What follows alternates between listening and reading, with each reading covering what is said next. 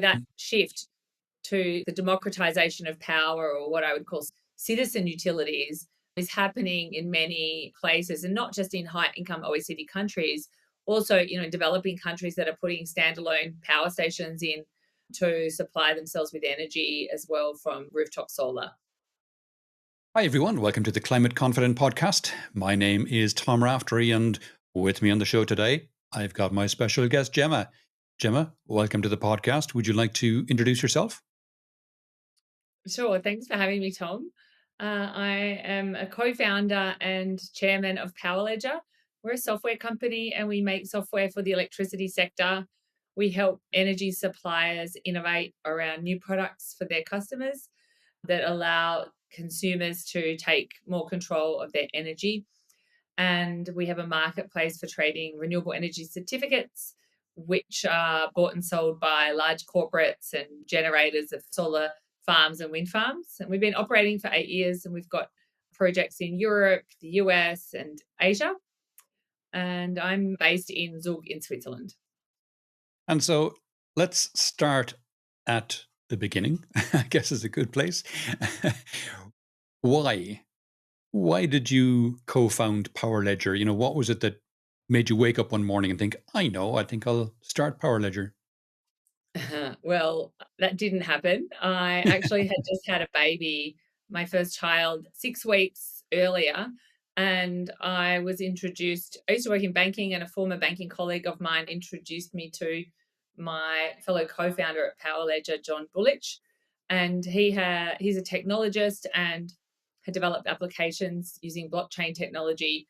And he was looking for some introductions to people in my network. And actually, I was very reluctant to have the meeting with him because I just had a baby, but Hmm. I felt compelled for some reason. I had said no to a lot of meetings, but this particular one, actually called up my mother and asked if she could come over and hold my baby while we spoke. So the four of us actually sat in my lounge room together.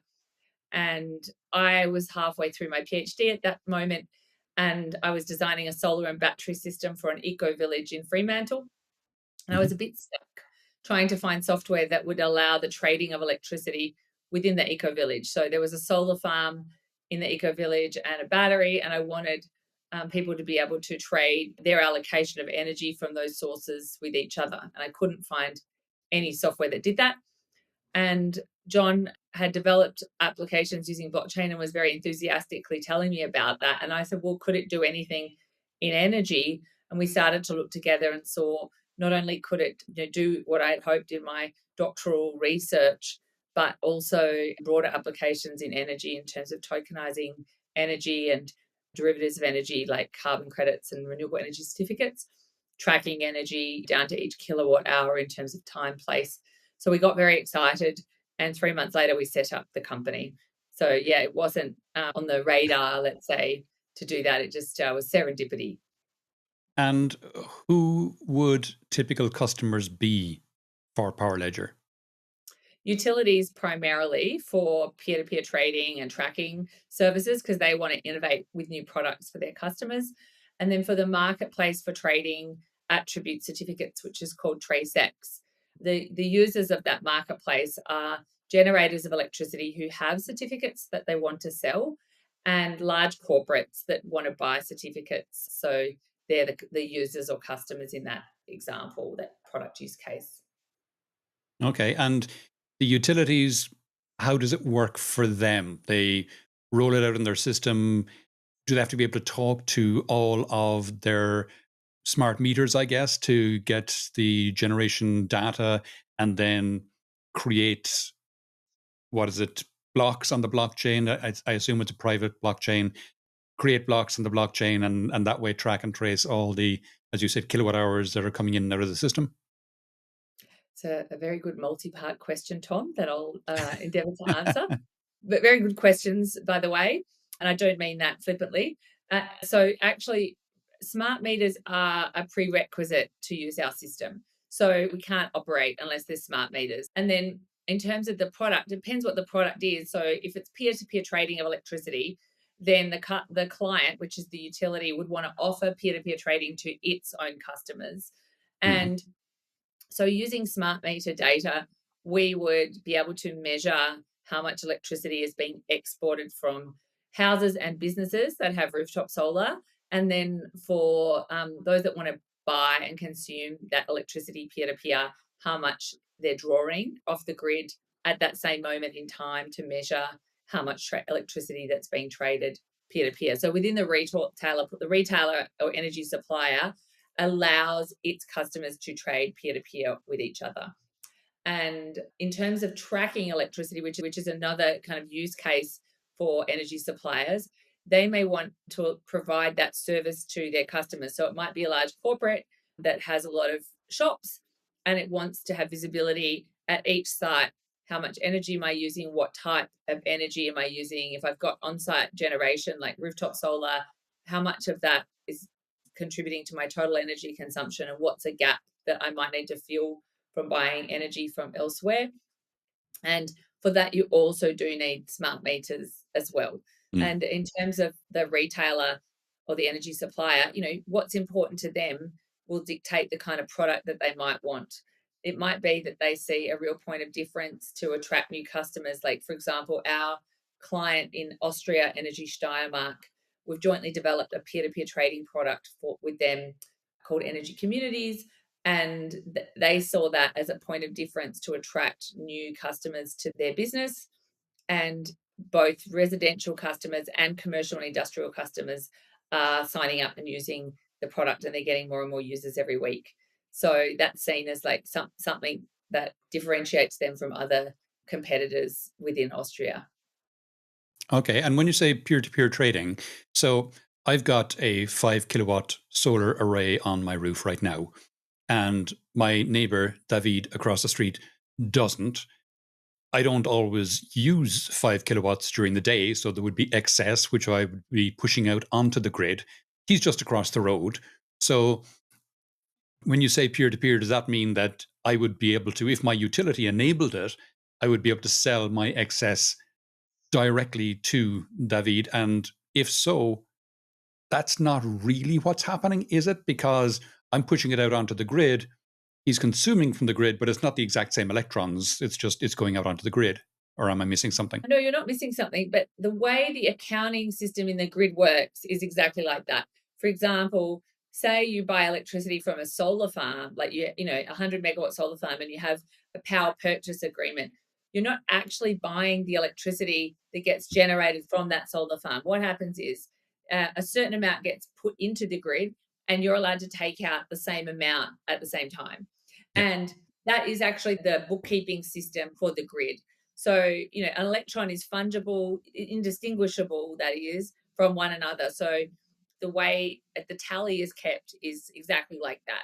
So, if you are exporting electricity, Davide can consume electricity at that point in time as an alternative to the current prevailing model, which is a feed in tariff model. And I think it's worth just mentioning that for a moment, because the feed-in tariff model was very successful in some respects, but also extremely problematic in others.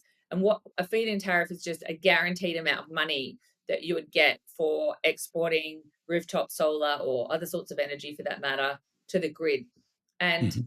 you look back 10 years ago when solar panels were very expensive, the feed-in tariff, the amount of money that you got was very high. And as the price of solar panels came down, the feed-in tariff commensurately came down as well. It was such a successful stimulus that it caused so much rooftop solar to be installed in countries around the world that it actually caused oversupply of energy in parts of the grid. And what that means is you're actually causing congestion. Excessive energy where there is not commensurate demand actually causes congestion, like on the roads. And that is a big problem for managing frequency and control of the grid balancing supply and demand. And it also can cause the physical infrastructure to wear out faster. And bearing in mind, like infrastructure like substations cost millions of dollars. And if you don't manage the grid stably, you might reduce the lifespan of something from like 20 years down to 10. And it's a huge cost. And typically, what will happen when you've got congestion is they'll start either curtailing the export, which is the kind of situation that we're getting to now, where actually, even though you've invested in the 5 kilowatts, you might actually be turned off from exporting. So you're not getting any money. Like the feed-in tariff became almost like a victim of its own success because the grid can't handle all of that energy. Or the grid starts upgrading substations to relieve that congestion, and that adds cost. And in all of the countries around the world that have a lot of variable renewable energy, so variable is like when the sun's shining, when the wind's blowing, you also have high electricity costs because networks have been upgraded to deal with this exact problem. And so, ironically, even though you might have a cheap unit cost of like solar, the total cost when you add in the network is very high. So you've got very high electricity costs in places in the world where you have a high penetration of variable renewable energy.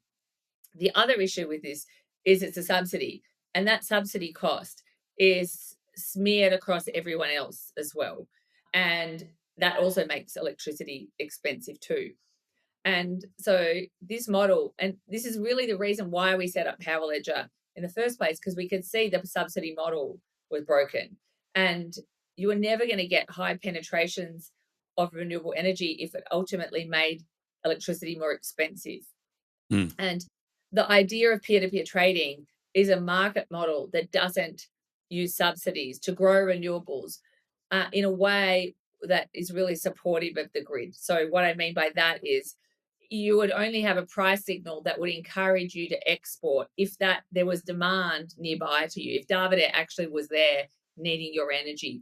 Otherwise, you'd get a very low price of electricity for your electricity exported, which would discourage you from putting a 5 kilowatt system in if you weren't consuming it all yourself. Or it might encourage you to put a battery in, or Davide might put a battery in to store that and then use it later in the evening. So the peer-to-peer price signal encourages these economic decisions to be made around how much energy am I going to install or how much storage am I going to install in a way that actually is like synonymous with a stable grid and a low cost grid. The feed-in tariffs here are not subsidies, I would argue, because I'm paying 11 cent per kilowatt hour average across 3 different time periods, but it's average 11 cent per kilowatt hour. I get paid 5 for what I feed back in. So I'm not sure I'd call that a subsidy per se, because it's Well, less than half the cost. it could still be a subsidy, Tom, because actually, if the wholesale price is higher than that, and the net, what you're talking about, the difference between, was it 11 and 5 that you just said? Yep. 11 and 5. Yeah. So the difference between that is 6 cents, but the network cost might be 7 actually. And so you may well be getting a subsidy in that. It doesn't feel like it because you're only thinking about the generation cost of energy, not the total cost of energy. So it could be still be that the government is subsidizing that energy for that income that you're getting. Okay. And if my energy provider deployed this peer-to-peer trading mechanism, would I potentially get more than that 5 cent per kilowatt hour? You could potentially get more because the network might say, oh, there's congestion here. We want to relieve it. They might reduce the network fee, or your neighbor. It would be more dynamically priced based on what the wholesale market is looking like the price. So the wholesale market price for energy might go very high Mm. and you might actually get a much higher price. Equally, you might get a lower price if there's low demand, but that dynamic would actually have households and businesses make different kinds of decisions about the amount of rooftop solar they put in and storage decisions as well. Okay. And I've just ordered a Kia EV3, and Mhm. the EV3, it has a bidirectional charging port. So it can do vehicle to home, vehicle to grid, to whatever. So in that kind of scenario, could I then pump the excess instead of out to the grid into the car while prices are low, and then reverse it back out of the car onto the grid when prices are high? Yeah, absolutely, you can. And I think this is like the kind of first generation of electric vehicles that can do that because up until now, you haven't been able to do that. And say you decided to bypass the system and put something in that allowed you to do that, you would negate your warranty of your on your vehicle. But Correct. Yep. what you're really talking about being able to do now is the ideal future state where you can really optimize your generation and storage assets around the price. And yeah, I mean, that's the holy grail, I would say. So all I need is for my utility to become a customer of yours. Yeah, I mean, we are actually doing some analysis in the market in Ireland at the I'm in Spain. moment. I know. But I think the European market is quite interesting because of the clean energy package. Mm. The different member states have transposed the clean energy package differently, so it kind of makes some markets more attractive than others. But yeah, I think the more innovative, forward, customer-centric retailers are gonna become increasingly interested in this in Europe as the clean energy package gets transposed into local legislation in the member states. Okay, and you were saying you are having some talks with people in Ireland? Yeah, we're actually doing a potential research project there to look at what's worked in Austria to see what might work well in Ireland, to use the learnings from the Austrian market to inform what might be adapted in the Irish context. Okay, and obviously, traditionally, utilities have been slow to adopt newer technologies, I want to think, just because, I mean, I understand where they're coming from. They're risk averse by nature because they have to be, because they're providing, I mean, the clue is in the name, they're providing a utility. And it's a hugely important utility for people. You know, if you lose electricity, it can be life threatening in some instances. So they have to be very cautious and risk averse. So slow to change. So are they biting your arm off? Are they slow to jump on board? You know, where are they on that spectrum? Well, fortunately, I've still got both of my arms. I'll give a short answer and then a longer answer. So the short answer is it depends.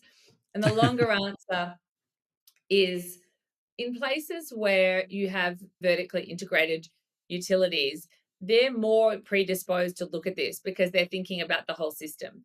But in markets that are deregulated, individual actors may not benefit from like doing something that actually helps the system, and so they're disinclined to do that unless there's regulation that's encouraging it. So Europe is a case of that where there is a deregulated market, but there's the clean energy package. Another place which is not deregulated, for example, is India.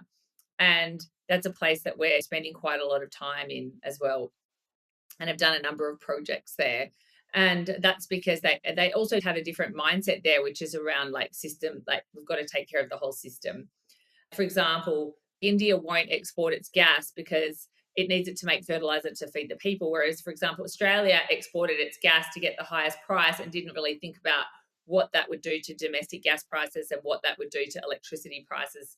In Western Australia, where I'm from, they do have a domestic gas policy, but on the East Coast, they didn't do that. And then we had very, very high and volatile electricity prices as a result of this. So I'd say there's a variety of reasons, but you're starting to see kind of like a new breed of energy suppliers that are very customer centric, digital Right. focused as well. And you've got to have some sympathy for utilities because for 100 years they just supplied energy one direction, and now they're being asked to kind of get into this new electrical world which is around markets and price Mm, signals when it was just really about electrical engineering previously. And change doesn't happen quickly. And in a sector like that, where infrastructure changes take decades, these things are not like instantaneous. So it's worth bearing that in mind. Even like the solar revolution, that's been going on for like 3 decades now. And it's still a relatively small percentage of the total energy generated globally to this day, even though, it might feel differently to people if you just read the news. Actually, if mhm. you look at statistics, it's a very small component. In some places, it's more meaningful or material. And that's where you're starting to see the problems with the feed-in tariff that we mentioned earlier and some more experimentation around alternatives. But a utility is predominantly made up of electrical engineers. And a lot of these kind of flexibility solutions, non network solutions, or like market interventions, and utilities will take some time to figure out what they might want to do and build out teams and resources, go beyond experimenting at individual sites to looking at more wholesale approaches across their business. It's something that takes time. Our strategy is really to focus in the places where there's the most appetite and obtainable market in the near term Mm. to prove up the model at scale. And what role do you see for decentralized energy systems in helping the world achieve our global net zero goals? I think there's quite a lot of challenges with the net zero concept. Perhaps I could frame it slightly differently and talk about like our energy needs. And we're actually in a state of energy expansion. The word transition is a bit of a misnomer. If you look through history at all types of new types of energy when they got added into the system, they didn't replace the previous types of energy. They were just an additional source. And I think we're actually consuming more energy than ever before each and every year. And Mm. renewable energy is needed to help meet growing energy demand. The more we can incorporate into the system in a low cost fashion, the more it will support people living their lives and getting the benefits of energy, which is, raising people's standard of living. Like there are no countries in the world that have low amounts of energy and high standard of living. And high cost of energy, people have to make choices between heating and eating. It's profoundly life altering to have overly costly energy. Having said that, also, it's profoundly life altering to have an intermittent supply of energy. If you look at South Mm. Africa as well, no one would want to live in those circumstances. So having stable and low cost energy is incredibly important. We still have 700 million people that live in poverty globally. That has, I think, in the past 15 or 20 years, has come down from like 1.6 billion people, but Mhm. those people need electricity. And so the idea that we're going to transition from fossil fuels to renewables is really not based on reality or need. What our system can do and support is the claims being made about renewable energy where people want to differentiate it and validate, is it really renewable? Or I want to incorporate more local renewable energy rather than sourcing it from other countries, as might be the case in Europe, and support local energy autonomy and low cost local energy autonomy. And our system can really support those kinds of efforts as well. So it's really about incorporating more renewable energy into the system without subsidy and in a low cost fashion. Okay, very good. And with the rise of prosumers, the likes of myself, for example, who have my own solar panels, are we looking at a future where everyone could then become their own de facto energy company? Yeah, well, I think that's happening in many respects. Many households have rooftop solar, electric vehicles, and instead of getting 100% of their energy from their energy supplier, are now getting a large amount from their own domestic generation and storage. And so that Mm. shift to the democratization of power, or what I would call, citizen utilities, is happening in many places, and not just in high income OECD countries, also developing countries that are putting standalone power stations in to supply themselves with energy as well from rooftop solar. And changing topics for a second, you co authored the book Empathy and Understanding in Business. How does empathy shape innovation, especially in tech heavy industries like blockchain and energy? Yeah, so I wrote the chapter in the book really talking about a client that we didn't understand well enough. This was about 5 years ago. And as a result of that, we completed the project with them, but we didn't get the next project along. Another company did. And what we realized was that we were very project focused and we didn't understand sufficiently around how the project fits into their strategy and enough around what was going on in the market and regulation.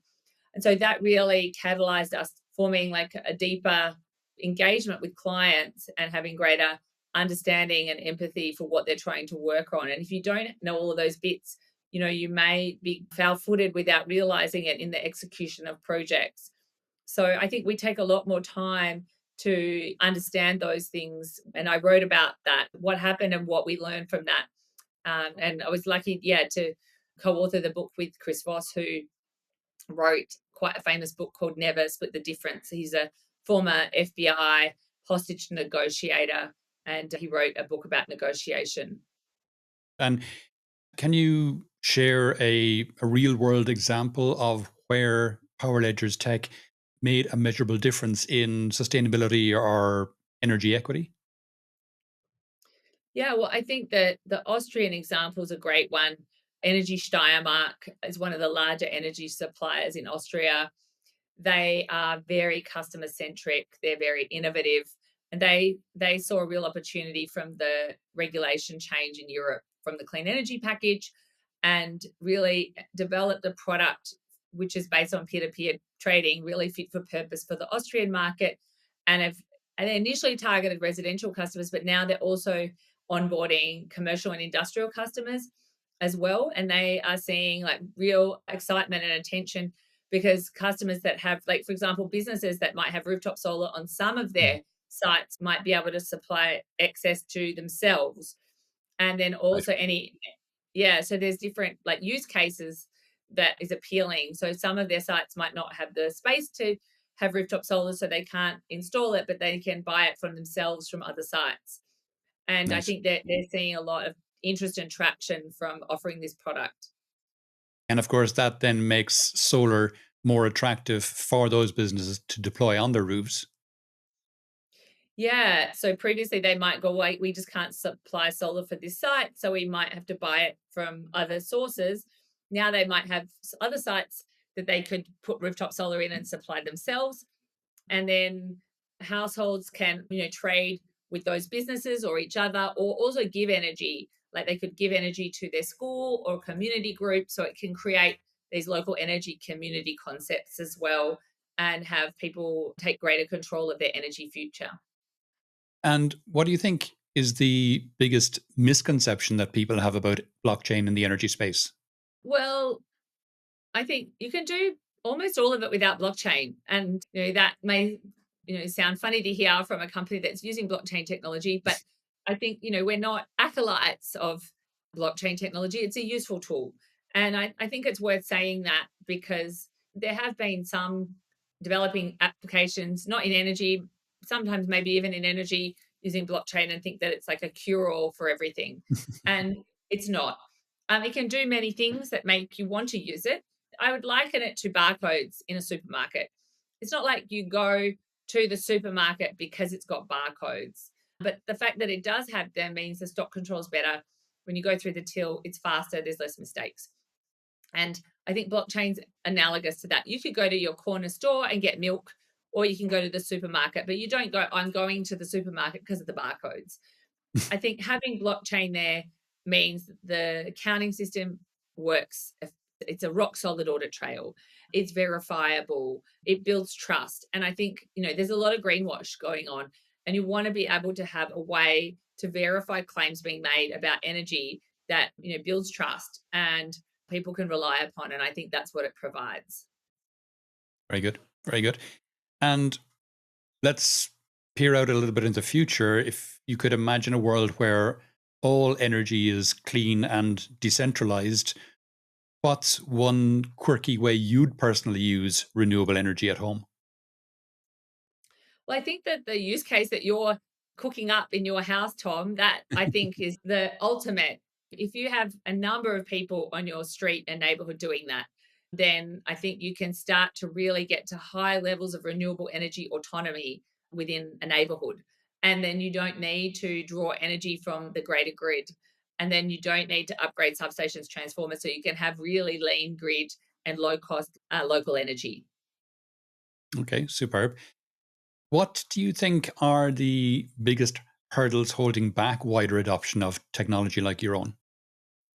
Well, energy is different to, say, the roads and Uber. Like Uber was able to really just do whatever it wanted, regardless of the regulation, somewhat because it could just get on the road and offer this service, and it kind of dealt with the regulation afterwards. Energy is different. The access to energy is via energy suppliers, so they're kind of like the gatekeepers of the new electrical world. So unless they're personally interested in doing something, or there's regulation that's stimulating it, it's a slower process to get like mass adoption. And as you start to get models at scale that prove things up, it might get the attention of regulators in other places and get them to encourage that. But I think the proving up of those models is a slower process. But I think in a place like India, where it's a reasonably laborious process to make things happen, but when they do happen, they can happen at scale, makes that market very exciting. So I think both Europe and India, I would say, it would be great if we can demonstrate local energy autonomy as an alternative model to the sentiment that there's like slogans like there's no transition without transmission. So transmission energy is seen as the only way to incorporate more renewables into the system, but that is a very network heavy approach. And obviously, transmission companies want to build more network because they get guaranteed returns, Mm. but they're like an incumbent. So they have a lot more sway over talking to politicians and things like that. But I think proving up an alternative model like that at scale, I think could show actually there is transition without as much transmission. Obviously, we do need transmission lines and we Yeah. may need to upgrade them as well. But maybe instead of spending 50 billion in a particular area, you might only need to do 10 or 15 billion spend if you start looking at local energy markets as well in concert. Okay. And left field question, you mentioned local energy autonomy. If you could have any person or character, alive or dead, real or fictional, as a spokesperson for or a champion for local energy autonomy, who would it be and why? Wow. Caught me off guard, Tom. Maybe a Bluey. I don't know if you know Bluey. It's an Australian cartoon, and Bluey is a blue healer, and it's just very funny and very relatable. And I think energy is a topic that most people just kind of historically just got their bill and paid Yep. it. But now, actually, and lots of people have opinions about energy now based on what's in the news. But actually, energy is not like cocoa beans. You can't just store it. And it's not just a matter of changing out solar panels for gas fired power because they're different. One is dispatchable, one is variable. Mm. And I think we need to actually talk about things in a relatable way and to understand what's going on, to form views and opinions and make investment decisions as well that are wise and sensible. So I think we need a character like that that actually talks in plain English in a way that is actually quite engaging and charming to get the message across. What does success look like for PowerLedger in the next decade? What kind of legacy do you want to leave? Yeah, I think in terms of TraceX, I might just say a few words. So the marketplace for trading attribute certificates. One renewable energy certificate represents 1 megawatt hour of renewable power generated, or a Okay. carbon credit, whether you like them or not. What it actually is 1 ton of carbon abated. And these are the accounting system for measuring renewable. If you want to buy renewable energy, you can just buy plain old energy and then buy a renewable energy certificate and retire it, and then you can legally and validly say I've consumed renewable energy. So it's an alternative to actually having renewable energy itself, like on your roof, or buying energy like from a solar farm. If you do buy energy from a solar farm, you'll typically buy the energy and the certificates as well. And that's how you're able to say, I've got renewable energy. Buying and selling these is actually very opaque.